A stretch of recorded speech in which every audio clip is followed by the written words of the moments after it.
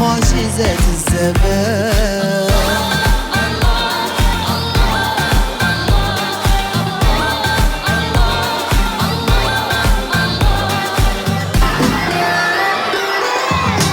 الحسن ينادي بلسانك يا صحراء، فرحي يا أرض بلادي أرضك صبحت حرة. صوت الحسن ينادي بلسانك يا صحراء، فرحي يا أرض بلادي أرضك صبحت حرة.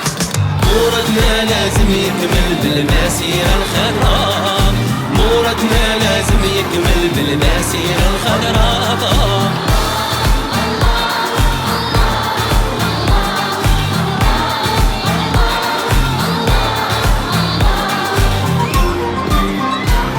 مسيرة أمة وشعب بولاد وبناته، شعارها سلم وحب والغادي سعادته. مسيرة أمة وشعب بولاد وبناته، شعارها سلم وحب والغادي سعادته.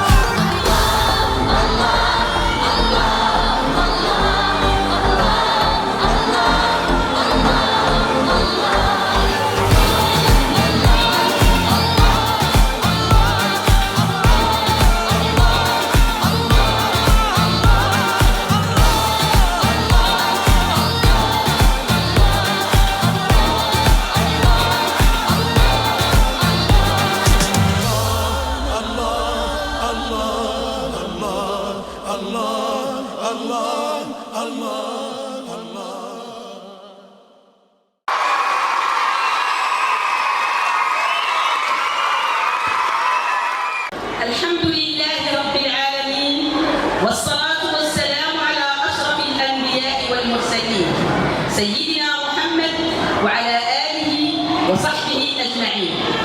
أما بعد، إننا اليوم نخلد الذكرى 48 لعيد المسيرة الخضراء التي كانت فعلا حدث القرن العشرين، تفتقت بها عبقرية حكيم الملوك الملك الحسن الثاني رحمه الله وطيب ثراه. فلا توجد دولة في العالم استرجعت أراضيها دون إراقة الدماء، ولكن بمسيرة خضراء سلاحها القرآن الكريم والعلم الوطني وصور جلالة الملك الحسن الثاني استرجعنا أقاليمنا الجنوبية. فها هي اليوم تنعم بالرخاء وتعرف ازدهارا وتقدما وتنمية في جميع الميادين، وتتوفر على كل وسائل العيش الكريم. ونقول لأعداء وحدتنا الترابية موتوا بغيظكم، إننا بالمرصاد لدسائسكم. أبقى الله أمير المؤمنين جلالة الملك محمد السادس نبراسا لهذه الأمة، موحدا لصفوفها وجامعا لكلمتها وصاهرا على أمنها وسلامتها ومدافعا عن وحدتها وسيادتها. اللهم أطل في عمره وسدد خطاه واحفظه بما حفظت به الذكر الحكيم، وقر عينيه بولي عهده الأمير مولاي الحسن، واشدد أزره بأخيه المولاي رشيد وكافة الأسرة العلوية الشريفة، إنه سميع مجيب. وبهذه المناسبة السعيدة وتخليدا لهذه الذكرى وترسيخا للاعتزاز بالانتماء إلى الوطن والافتخار بتاريخه العريق وإنجازاته، نقترح عليكم مجموعة من الأنشطة قصد الاستئناس الاحتفال والتعريف بهذه المناسبة الغالية ولترسيخ ثقافة المواطنة لدى المتعلم. بهذه المناسبة الغالية نرسخ